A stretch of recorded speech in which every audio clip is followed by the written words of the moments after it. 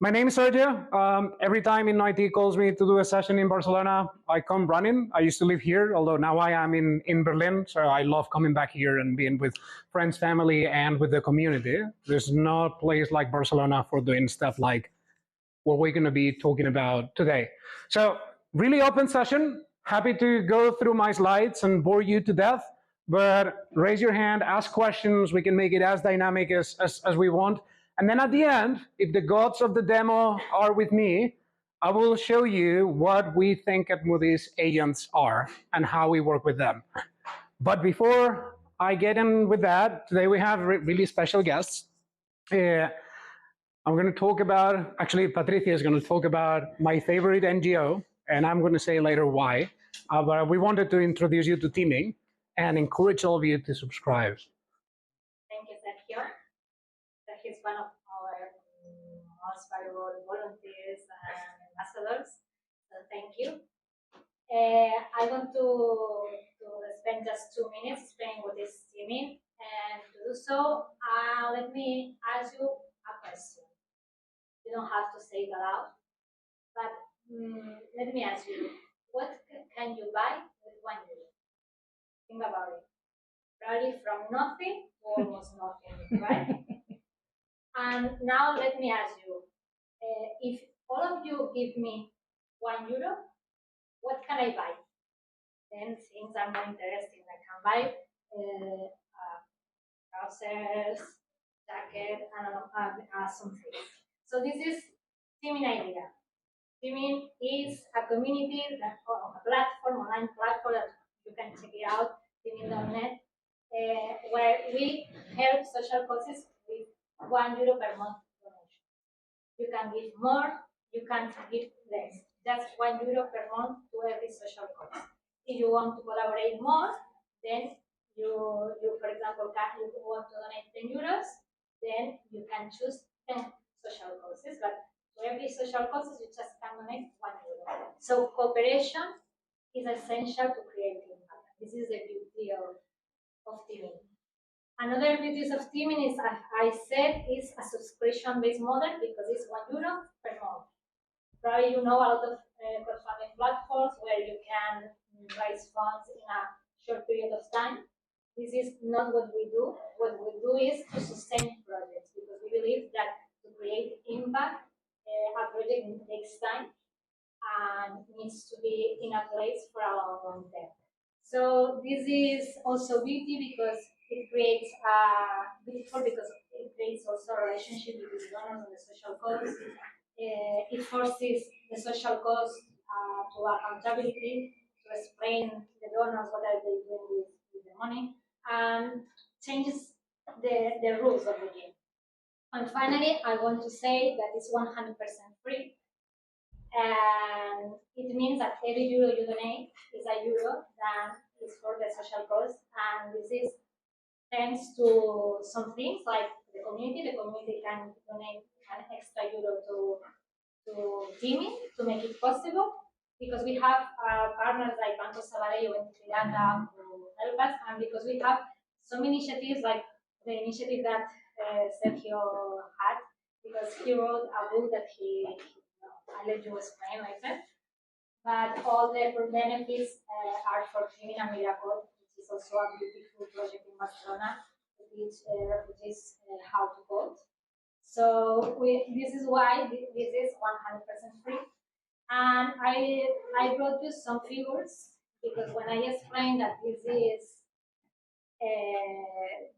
€1 per month and this is a non-profit, people think, it's cute, you are cute, everything is cute. But when you told that we raised 10.5 million euros last year, people start to think, okay, we can create an impact. So next time that somebody asks you, what can you do with €1? Now you know that you can change lives. Thank you, and Thank you very much. Now, you guys on your phone while I'm speaking, I'll get mad unless it's because you're going to teaming.net to subscribe, right? But Patricia mentioned one thing. So I've been a CTO, Chief Technical Officer, for many years. Before getting into Moody's, I was the CTO of my company. And one of the things I wanted to do in the last few years was sort of boiling down all my mistakes, all my fuck-ups and whatnot, and put that in a book. So I know many of you are on the technical side. I wrote this book. You have a couple of samples in there. You can buy it on Amazon. And 100% of the proceeds go to three people, to Teaming, to Migra Code, and to Jeff Bezos. Unfortunately, we couldn't do anything about it. But please go buy the book, write a positive review, and contribute to Teaming. But also it's relevant because I am an engineer. I am not a PhD in artificial intelligence or anything like that. Yet I managed to get some of this stuff going. And what I'm going to try to give you today is a little bit of our journey inside Moody's, but also can be applied to any other company on the different stages to get into AI, specifically into agentic AI. So I'd like to summarize it in several stages: denial, experimentation, fear, building some shy little chatbots, the first consumer use case, and finally the next generation, or I would say today's generation. And if some of you have been at the Mobile Congress today, maybe you've seen how all those things start getting together. So I only have one hope today, that is to give you guys a lot of hope and let you dream on what's possible in the next few days or perhaps hours. Because now anybody can start tinkering with it. You don't need to have 2 PhDs. You just need an account on any of the LLMs out there, a little bit of curiosity, and a few sleepless nights, sure. But then you can do things that otherwise it would have been completely impossible before, or you needed a lot of money to hire a lot of people. So the first stage is denial. Sure, all the systems have flaws, right? We know about hallucination. You ask something to ChatGPT or to Grok or any of these systems, and you get absolute rubbish as an answer. You get lack of fact-checking. You get lack of direct logic. You don't have like compulsive text generation. I'm sure that by now, you can almost spot check a piece of text that has been generated by ChatGPT, right? In the world of engineering, all the articles start with that. So this doesn't make a good case for implementing AI in a corporate environment or in a place that needs to have a safe element. I come from Moody's, right? We are a very regulated company. We work with pretty much all the financial institutions in the world: banks, insurance companies, asset managers, and so on. So if there's one thing that our regulators are asking us, and pretty much our clients expect from us, is to have trustworthy answers. So, if you ask something about the financial statement of a given company or the rating that we gave on whether a company is credit worthy or something like that, and we say, yeah, absolutely, why not? And then you realize that actually that was a hallucination, well, we're in big trouble. And we're not going to be able to blame Sam Altman for that and for those hallucinations. So like many companies and like many financial institutions, we had our stage of denial. Luckily for us, in 2023, we all started implementing techniques to solve some of those limitations. Someone has heard about retrieval augmented generation? Hopefully most of you. Yeah, fantastic. So retrieval augmented generation, just for the ones who didn't raise your hand, I'm sorry, it was because you're shy. It's basically a technique that allows us to give our own context, whether it's our company information, our own data, inside the LLM, not training the LLM, but putting this data inside the system. So when we go and ask one question, we can, to a very large extent, and these RAG systems have evolved greatly, and if you're on top of the research with grab RAG techniques and so on, you can trim the hallucinations down to almost zero. Not to zero, but you can trim down pretty much. So, all right, one of the things out of the table, now we can almost guarantee that our solutions are pretty much accurate. So we start with experimentation, and why not a little bit of hype? We need to convince our bosses that we want to put money on this and ideally get some stuff on it. But we start having some problems around. So in 2023, every single business problem was a ChatGPT problem, right? No, my friend, this is a regular expression. You can code it with normal software or with classical machine learning. Any machine learning person here, specialist or data scientist? Right? Are you guys sick of everything has to be an LLM problem? We still have bloody classifiers and supervised. So machine learning still exists for a good reason. And don't get me wrong, I live out of generative AI lately, but we have classical software development, we have a lot of stuff, and not everything has to be a ChatGPT problem. In fact, many company problems are organizational problems, not technology ones. Keep the human in the loop. Now, put a pin on this one when I start talking about agents. But I'm sure you have seen by now tons of examples where someone forgot to put himself or herself in the loop. And that creates a lot of problems. I'm sure you've seen companies, especially in the early days in 2023 and 2024, having big mishaps by just letting an LLM run wild and then giving away a plane ticket or a car to someone asking very politely, right? This is what, 3 years old as a industrial technology? 3 years and a half? It's so immature that all of us are trying to find our ground. No matter what anybody says, no matter what the big hyperscalers say and all that, we're all checking and experimenting and testing these things. We have gone really far. But still, if you think about other technologies, cloud and so on, they've been around for a couple of decades plus. And now we know, well, as an engineer, I shouldn't say I know what I'm doing, but you get the idea. The data basics. The data scientists in the room will also laugh at this one. It seems that now every company can jump on the board of generative AI without thinking about what are the basics. How is my infrastructure? What is my data governance? Where do I put that stuff? How do I transform it? How do I make sure that my data has the right quality so I don't put garbage in and I get garbage out? Because of the hype, many companies want to build a chatbot on their side, want to automate their customer support systems because they heard that Klarna laid off all their customer support people. And then they try to do that, and what happens? They fail miserably because they don't have all their data in the same place, they don't have the right people to train all this, and so on.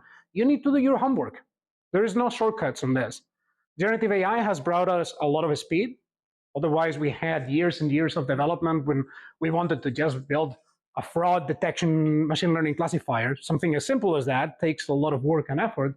But now, some people want to just skip the process. And then on the hype side, we also have the pitfall of the quick demo. It's really easy to build something that generates a little bit of wow factor, right? You tinker a little bit with the OpenAI APIs, maybe with LangChain or some of these frameworks. You play with that, and then you can show your boss something that looks amazing. You're going to get a raise this year. It's going to be fantastic. But when they actually like it and they tell you that's great, let's put that in production, now you're in trouble, right? Now you're, okay, how are we going to secure this? How are we going to measure and benchmark the quality of the outputs? How are we going to put the right data inside, and so on and so forth? How are we going to make sure that instead of 3 developers putting prompts in, putting tokens in, we now have all of our users going in? Will you have enough tokens? How much is it going to cost? All those questions, the vast majority of teams out there, it's not that they cannot answer them, it's that they don't know these questions exist. So that's why in just a couple of days, many people can put together a really nice proof of concept, and many executives can buy into those, but then the path is long. The night is long and full of fears in order to put that in production. I'm not doing this just to scare you guys off. What I'm saying is it's really important to set the right expectations when we sell the use cases and the business cases on what we are doing here. So let's assume for a second that we pass this after denial and after hype phase, and we manage to get into our fears. Now, especially if you're in regulated environments, you have a legal team that you have to please. And ideally, it's not about pleasing them, it's about understanding that they are defending you and the company. And you have compliance teams, and you have cybersecurity teams, and you have maybe different opinions across the company. So how do you get everyone together to start building those things and put them in production? Now suddenly it's not a technology problem anymore. It's more like an organizational design and change management problem. And slowly, very slowly but steady, we're getting more and more regulatory frameworks around.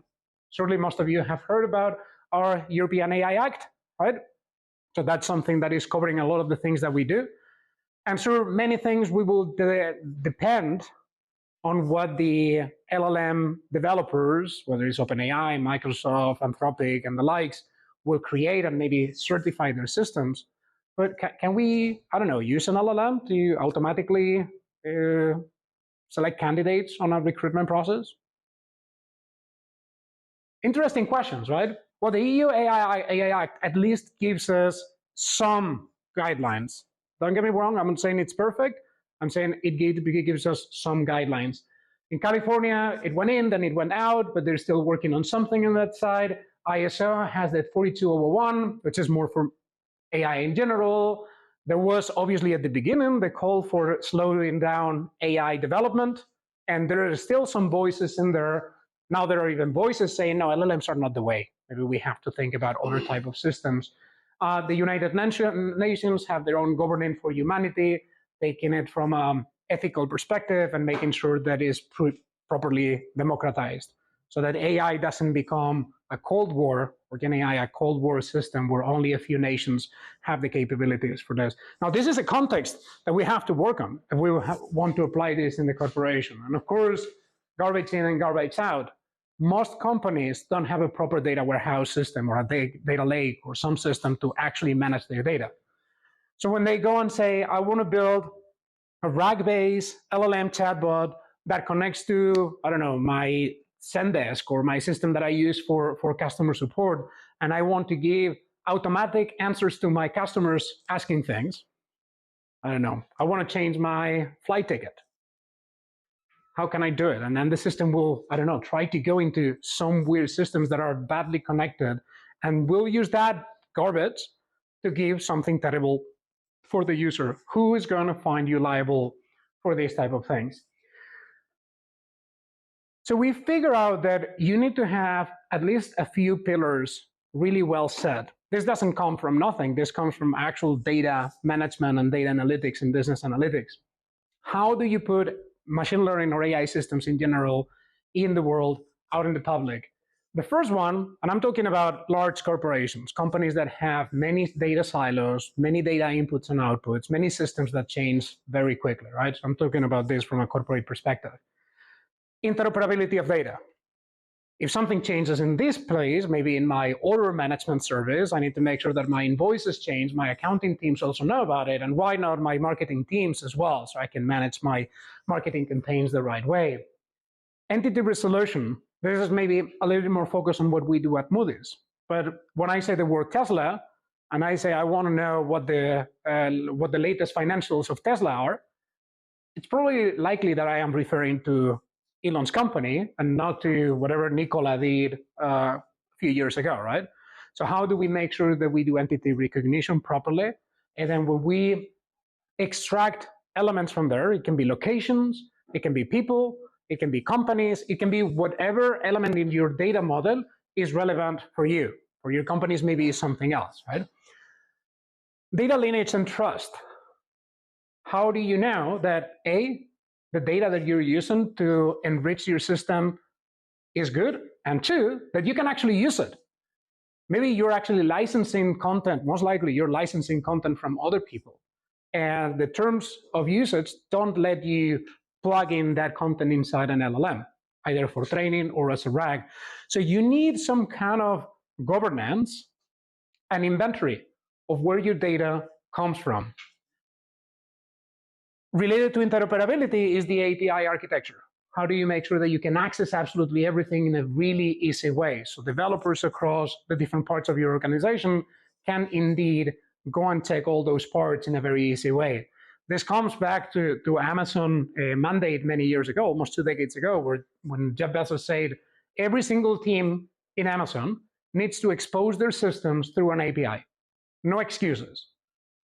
Inside that, you can develop your stuff any way you want. You can do it in Python, you can do it in Clojure, you can do it in Scala, in Java, I don't care. But you have to expose your services, your systems through an API that everyone can consume.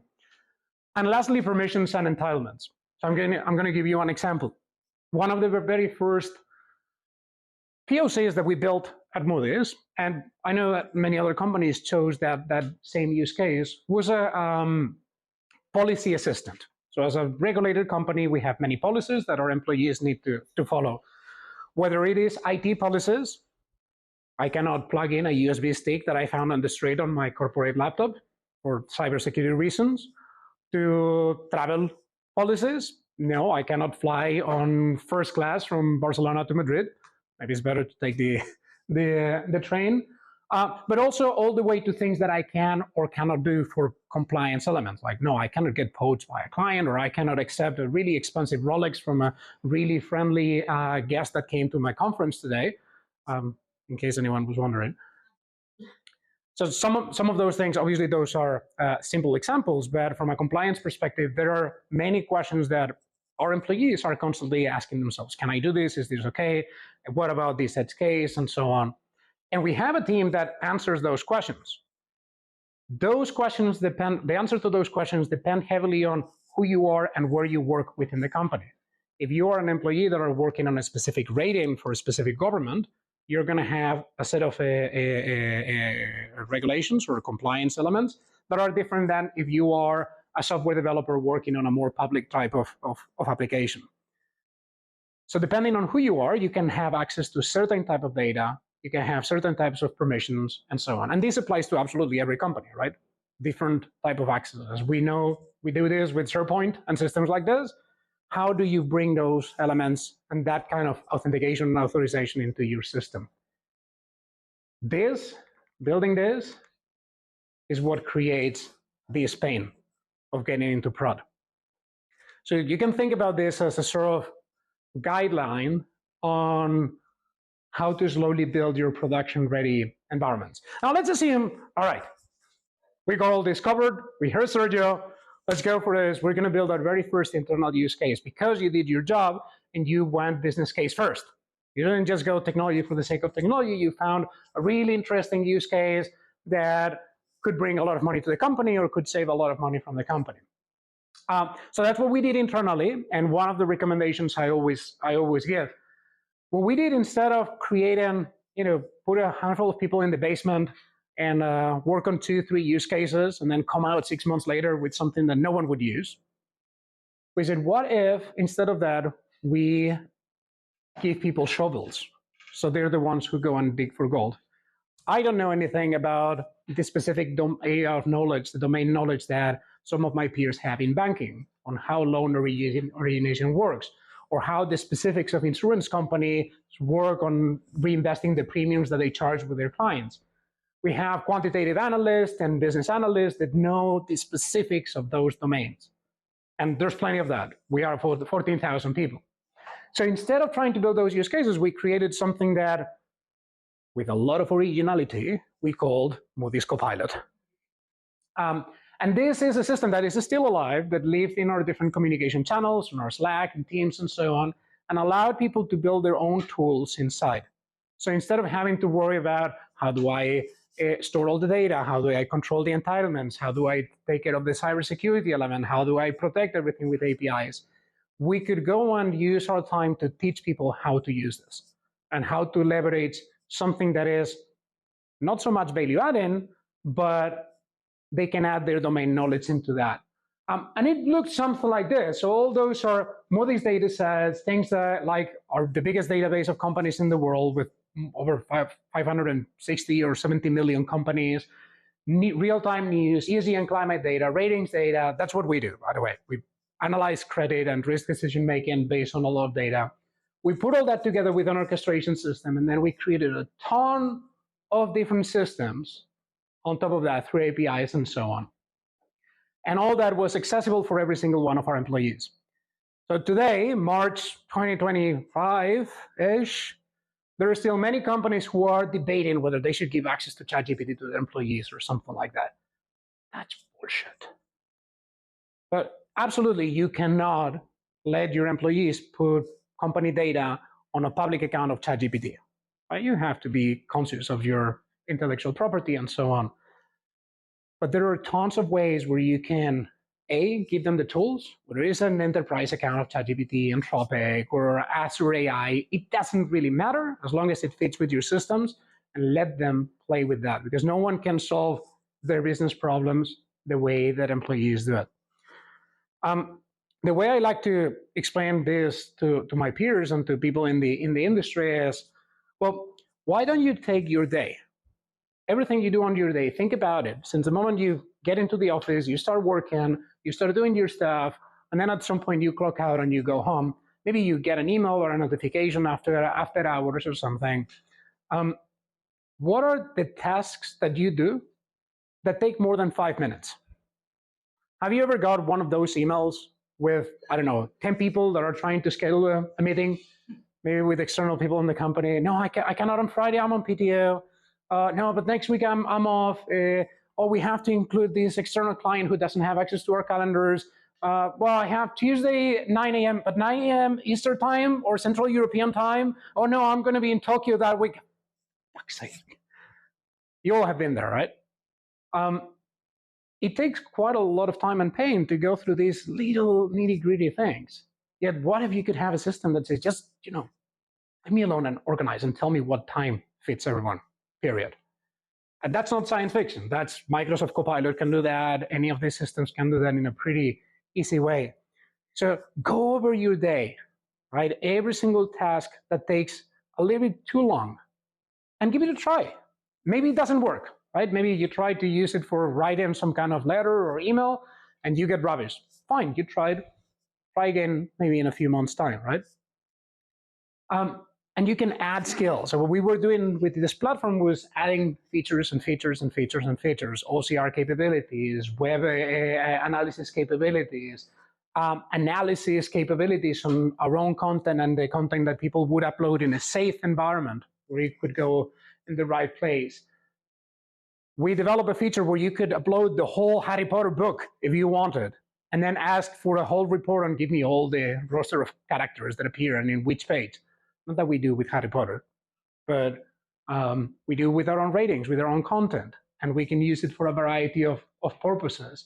So for example, hey, DORA is a European regulation for banks where they need to take really good care of their providers and supply chain. If you don't know about it, lucky you. But basically, you can go and say, hey, these are my company's policies. These are my product manuals. These are my providers. This is my supply chain. And this is the whole data regulation. Tell me where I fall short. And it works like a charm. In the past, you needed probably a team of business analysts going through that process and analyzing and reviewing and spending hours and hours and hours. One example where we use this type of system, and now it has been moved into a more agentic-like system. You all know what a fund is in the bank, right? Index funds and so on. You give your money to a financial institution, most likely a bank, and then with some luck, they will invest that money and maybe that money will grow. Now, in Europe and in the US, every single bank in the world needs to create a credit memo on the performance of that fund. It's something like a 15, 20, 30 pages long quarterly document that says, what are they doing with that money, right? Maybe it's, I don't know, a 300 million fund and we're investing this much in bonds, this much in equities, this much maybe in real estate or treasury or depending on that fund, right? And these are the fees, everything. And then you get the performance, you get the volatility of the fund. And as a customer of that, you're paying them a little bit of money. You say, hey, if I gave this fund 1,000 euros or 10,000 euros, these are my returns. Quarterly, they have to produce this report. It takes 2 to 3 days to a single analyst to create one of those. And the average bank has over 200 of those funds. You can do the math, right? Now, these systems can generate that automatically. And then the business analyst, the banking analyst, or the investment analyst can review that. And in 10 minutes say, no, I want to change this, I want to change that, all the rest is fine. These are things that are today in production, by the way, I'm not making anything up. So once you move, I'm sorry I'm mixing things up a little bit. Once you've moved from your internal use cases and you have created a little bit of momentum, now your people is hyped as well. They know they all have become prompt engineers and they can use these tools. Maybe some of them come to you and say, hey, can we use DeepSeek inside our own content or stuff like that? So they are the ones trying to pull the rope and get more stuff. They all become innovators, if you will. It's the right time to create your first external use case. And by external, I mean something in production that your actual users start consuming. That's what we did. We were the first company, the first financial institution releasing a product in the market back in end of 2023, actually, releasing a product called Research Assistant that allows our clients, they go to moodys.com, to ask a system about pretty much most of the data that we have. And people use it today for cases like this credit memo that I mentioned today, to create a SWOT analysis of a given company, to get and gather all the information that they need on a daily basis. Not only we found that people are much more efficient today after using this, but also how they've changed the way they work, the way they create new content. And I'm saying this obviously from the perspective of financial services, but it applies to pretty much everything else. We've seen how our customers, when they were writing some kind of report or something, they had 30 times open on their Chrome browser, a few pages around there, some PDFs open in there, and they were trying to make sense of all that. Now they just have this thing open, and they just ask questions to the system, and they get non-hallucinated, thorough, verified with the reviews, with the sources and all that, things that they validate, information right at their fingertips. So you release your first external use case. With some luck, you're actually making money with that, and you get some praise from the media and from your customers, and the thing grows. What's the next generation? And now is when we're getting into the nice part, the agents. Now, we started with the denial phase, right? What are the risks of this? And one of the main risks was hallucinations and so on. How can we control the output of the systems? And we say, well, put in a human in the loop. Now, here's how I like to consider agents, because I'm pretty sure if I ask what is an agent to all of you in the room, I'm going to get 60 answers or something like that here. So I'll give you my own definition, and then you guys can throw a chair at me if you don't like it. When you use an LLM with RAG and systems like that, it's almost like you want to cook something, you want to cook a paella, and then this system will say, don't worry, here's your grandma's recipe for a paella, and I went all the way to the supermarket and I bought the ingredients for you. Here's the rice, here's the saffron, here's all the stuff that you need. Off you go. Like, okay, what do I do now with all this? Okay, I have the recipe, I have everything, I'll give it a try. And if you're anything like me, that paella will not taste anything like what my grandma used to do, right? But I got everything ready. I got the ingredients, I got absolutely everything. That is what we're doing with chatbots and so on. Don't get me wrong, it's actually fantastic. You don't have to go to the supermarket yourself. Actually, you can get, what do you want, a seafood or a meat paella? Do you want a paella that the Valencians will hate you if you cook it and stuff like that? Any Valencian in the room? Sorry. Not sorry. He can give you, the system can give you options, can give you maybe extra ingredients. It's going to be fantastic, much better than what I would do by myself otherwise, where I would most likely fall short on rice or whatever. Now, the agent is a system that you say, you know what? I'm organizing a party at home with some friends, and I would like paella for everything, also some cheesecake for dessert. And I want to make sure that we have some nice music going on, and then maybe some cocktails afterwards, and just put everything together, maybe some decorations. And the system will indeed tell you, do you want a meat or a seafood paella? What kind of cheesecake do you want? Do you want a New York cheesecake? What kind of schedule you want, or just music is okay, or do you prefer more industrial metal to accompany your dinner? All good. All right, I'm on it. And then the system, the agent, or the agents will prepare everything. We'll create a plan for that. We'll bring the ingredients. We'll cook the paella. We'll cook the cheesecake. We'll prepare everything. We'll prepare the cocktails. And you will have to do absolutely nothing except having the idea and confirming the plan. Now, this may sound like science fiction, but the reality is that it is not. Now, we have agentic systems where instead of getting the ingredients, we get the full plan. So I like to define the different stages. I'm sorry, because this is a very loaded slide. We started with assisted intelligence. That is what the large language models started working with us, right? Just using GPT 3.5 or anything like that.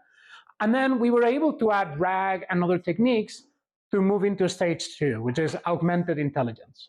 How can we augment the system to get access to our own data with those entitlements, those accesses elements that I mentioned before, and then they can have the context of who am I, what my company is, what accesses do I have, and then it can give me much better insights and even support me in my decision making. But that's it. That's as far as they get. But if we move into stage 3, and this is where the agents come in, we can get into automated intelligence, where these little things can actually do small tasks for you. Maybe you've seen these systems that can make a phone call on your behalf. I want a pizza. I don't want to go on Google Maps and find something, or to Just Eat or these systems and figure out which one. I just want a pizza with pineapple. Sorry, don't hate me. Figure out the cheapest, best one that I like the most. Give them a call, order it, pay for it with my credit card. I trust you. Go for that. No big deal. We already have some automations that can do that. Order an Uber for me and so on. But it's always a small tasks, small little snippets that help us on our day-to-day and that can work on our behalf. Once we move into the last stage, or at least last for what we know now, the autonomous intelligence, is when these agents can organize that dinner for you. They can create a plan together. They can bring in a crew of other specialized agents, because maybe the agent that cooks the paella is different than the one that puts together the cocktails or the one that brings the music. And they not only execute, but also evaluate the outcomes or create different options and self-check themselves. Where we are going today, and it's not that far away, I'm not talking about the long-term future, I'm talking about experiments that a lot of people are doing today, is moving into these 3 and 4 stages. So a little bit of a way of understanding an agent. An agent at the end of the day is a system that has some sensors, some capacity to understand the world. You can think of a robot that has cameras and microphones and something to understand its environment.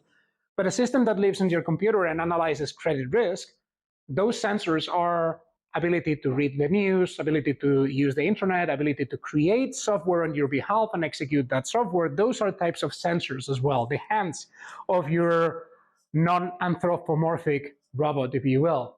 So instead of just having a prompt, some context that comes from some databases, vector databases and the likes, putting that in the system and then giving you an answer, now you have a full system that does the reasoning, almost even thinking on our behalf, putting together a plan, using the memory, and using a lot of actions and tools that we gave the agents so that they can execute on that. So imagine it this way. And I'm going on the same sort of in circles around this on purpose because there's different ways of sort of saying the same thing. As a human, I want something. I want my dinner, or I want my daughter to have a little homework app because she's struggling a little bit with multiplications at school, at primary school. So an agent is going to take that objective, the dinner or this app that I want on my phone for my daughter, will use its knowledge, whether it's the sensors, information from repositories, information from recipes. I'm playing with the 2 examples at the same time. And with that, will give me a plan. The plan could be, I'm going to create a mobile app using React Native technologies. I'm going to code this type of screens. I'm going to get the content from these couple of books that I have in my memory. I'm going to create a score system where if she hits it right, she's going to get points. And then you will have to give her a better payday on Sunday if she gets more than 10 points or something. And I'm going to make it a little bit viral. And I'll say, yeah, I like that plan. Maybe not 10 years, maybe 5 years. It's 2024 after all. So we'll put the plan and the objective together and we'll start delegating. Some of those agents may be mobile developer agents. They know very well how to create an iOS app or an Android app. Some of those may be backend developers or database developers that know how these systems work, and they will start putting all those things together. I am not making anything up. You can go on Replit agent or Bolt.new or Lovable. Any of those systems today are obviously far from perfect, but they're amazing, guys. If you don't spend your nights today playing with those things and creating businesses, I don't know what you're doing. Sleep less, build more. Well, you can sleep a bit. So these agents will execute these tasks and will ask a coordinator or a moderator or a collection of other agents whose job is to test the output. Maybe they will review the content that these other agents here created? Is that accurate? Does that make sense? Does that fit with the data or the numbers that I have? Or is your app actually working? Can I test it? Can I see it functional? I say if it was a QA engineer, right? And once that is done, it will deliver it to the human. And as a human, you will say, I love it. Thank you very much. Here's a penny. Or you can come back and say, no, I don't like this or I don't like that. So please go back and change it. And there are tons of use cases. I mentioned the credit memo report and as one example, but personalizing on roles, portfolio analysis. I want to invest money in the market and I want the best return for my back, or I want to do investigative work. Imagine you're a company and you're thinking about in a merchant acquisitions process, you want to buy another company and you're doing the due diligence process. You like this company, you like the management team of that company, you like their financials, but you want to do a lot of investigation. Due diligence processes are incredibly expensive and tedious. If you haven't been on those, I tell you, you don't have to. Now, obviously, if you're part of that and you end up selling your company, that's a great payday, but you go through a lot of pain in order to do that investigation as the buyer or submit all this data as the seller. Now, these guys can do all that on your behalf, analyzing financials and so on. And these are just some examples. So it's almost like having, I like to call them Jiminy Crickets. For the Spaniards in the room, Pepito Grillos, running in your shoulder and giving you superpowers, effectively. There's no way that you can read, analyze, and understand as fast as these kind of systems. So you have a crew, an army of things that are helping you making better decisions on whichever industry you are. Now, this is obviously very abstract. And how do you demo agents? Because in some of the examples that I gave you, except the cook, right, and that's a little bit difficult still, even though at the Mobile Congress there were quite a few nice robots, but not yet. If you think about the output, in most cases, it's actually text still. But we're putting a lot of things together. Have you guys tried the Meta Ray-Ban glasses? What a fantastic device. I mean, with the exception of you giving all your data to Zuckerberg, but putting that aside, you go with your glasses, you take pictures, you can understand. I live in Germany, but I don't speak German. So like, what does it say? Oh, don't be here. All right. It's fantastic. You can have a real-time translation system in the glasses. You can tell it to help you understand something that you're watching. Maybe you're in a museum, you're watching a piece of art, and it will come back to you, you dumb idiot, that's a Rembrandt. Okay, fine. So it's a truly useful piece of hardware for me. I use them continuously where the regulations don't block it on our behalf. These systems know you, know your context, know what's happening around you, and visualize the stuff. So one of the things that we built last year, trying to explain this to our customers, was probably one of the weirdest presentations that I did back then. But what I'm going to do with you now is going to be even more weird. We had a demo where I was holding a piece of the Wall Street Journal, and that page had a few articles, and one of them was about NVIDIA. I had my glasses on, and then we hooked our own agents into the glasses. So I could hold the piece of the paper and say, what would Moody's think about this thing that happened with NVIDIA? It was back then when it was going super high, I think back in, when was it, March 2024, something like that. And then the glasses would take a picture, understand the article, read it, obviously, send data to our own servers, to our own agents, and say, what other information does Moody's have about NVIDIA? And of course, we had a lot of financials, we had a lot of information about the supply chain, we had a lot of information about the industry itself, a lot of stuff that would enrich that answer from just a little paragraph that was on the Wall Street Journal, and would help me understand much better whether it was a good moment for me to invest more money or not on NVIDIA back then. Spoiler, yes, it was a great moment. So that is a way of combining automated autonomous systems that can be programmed today with just a few lines of Python, really, context and sensors that understand you, who you are, what is your data, what can you have access to, and what is happening around you, and these sort of autonomous systems. And then we thought, how do we demo this in a way that makes me do some really cool stuff on stage, and at the same time show you the actual power of agents. And that's what I'm going to try to do right now, all right? You guys ready for that? So hopefully this works.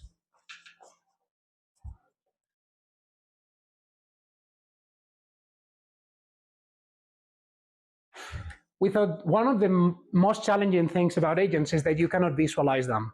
If I show you how the agentic systems work, you will see a blank screen with a lot of tokens, right? A lot of text being executed.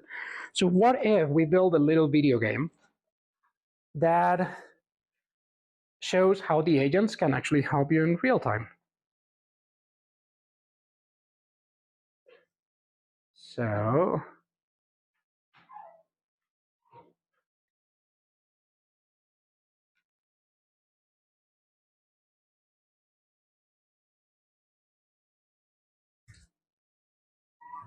hello.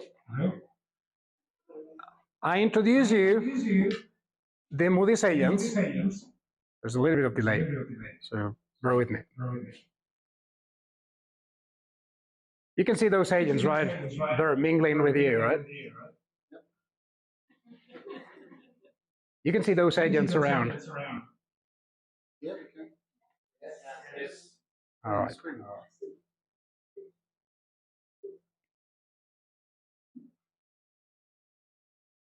I can select the agents, which ones I want. I want an economist, I want an investment consultant, and I can ask them questions. Hi, I am interested in Microsoft and its performance in the stock market and how it would compare with Apple.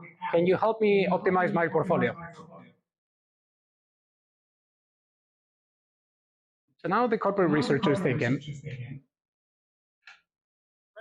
Let me consult my records on Microsoft and Apple's stock performance to help you optimize your portfolio. I'll provide you with an update shortly. going all the way to our servers in the US. I can, of course, see the transcript. I'm carefully piecing together information from my resources to provide you with the most informed response. Thanks for your patience. Regarding Microsoft's financial performance and stock market standing, we're currently experiencing a bit of a hiccup gathering the data. However, examining recent trends, Microsoft has been strong in the cloud computing and software sectors, often reflected in a steady stock performance. For Apple, it's known for its ticker symbol AAPL. Apple has demonstrated consistent growth with its strong product ecosystem, including iPhones, Macs, and services. And both. Their performance in the stock market is directly tied to their innovation cycles and market adoption of their new technologies. Microsoft's strength lies in its enterprise solutions and cloud computing, while Apple's growth is driven by consumer. That's a long answer. Would you like more detailed financial metrics or specific recent events that might affect the stocks? According to recent data, Microsoft's MSFT, Microsoft stock, has gained nearly 70% in 2023. Their strong performance is driven by growth in Office 365 and Azure, with a notable 18% year-over-year increase in net revenues, reaching $62 billion in Q4 FY 2023.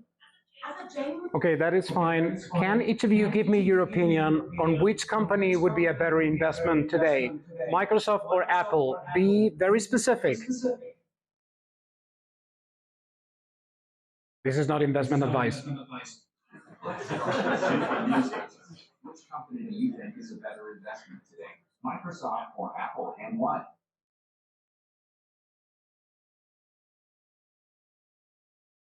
Come on.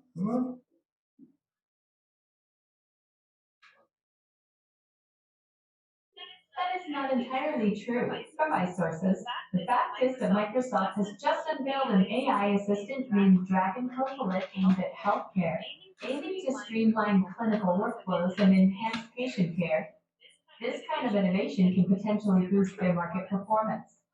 On the other hand, I could find the most recent specific financial news about Apple, which might suggest a quieter period for them in terms of market moving activities. Given this, Microsoft's recent innovative push could make it a more attractive investment today, particularly with its... So we could stay here all night, but thank you. Given that the agents are the only thing between us and the pizzas, imagine that you're in a boardroom with other people, and this is obviously a prototype. It's just a little game, an experiment that demonstrates how you can put all these kind of things together and bring information and data that otherwise you wouldn't have, or you wouldn't have at hand. Imagine you have a web conference. You're on a Zoom call with clients or maybe with your peers, and you have some of these things listening in, and at some point they raise their hand. They say, I have something to say about that. That thing this guy said is bullshit. You may have realized that one of them said, that's not entirely true. So as you go with this, they actually disagree with each other, or with or how would you say that? They disagree, and they create a net new piece of information, something unique, that is closer to what happens when we as humans act as a team. We have different backgrounds, different information, different sets of, ethics models and so on. So you can have an analyst that is an ESG expert, very concerned about sustainability and ethics and corporate responsibility and so on. You would have another investor analyst that's very concerned about making a lot of money. And you can let them play and get the best of both worlds. Again, in a similar way on how we humans work. But on that system, whether it's an Oculus-like app or a web conference, you, the human, are in the middle. You're controlling the output. You're controlling how you want to harness these agents, a process we call taming the agents. So if anything, what I wanted to bring today is the dream that it's not future anymore. It's actually pretty real, and there's a long path to get this stuff in production. But with that, we can go for the pizzas, and during that period, happy to answer any question. Thank you very much for coming today.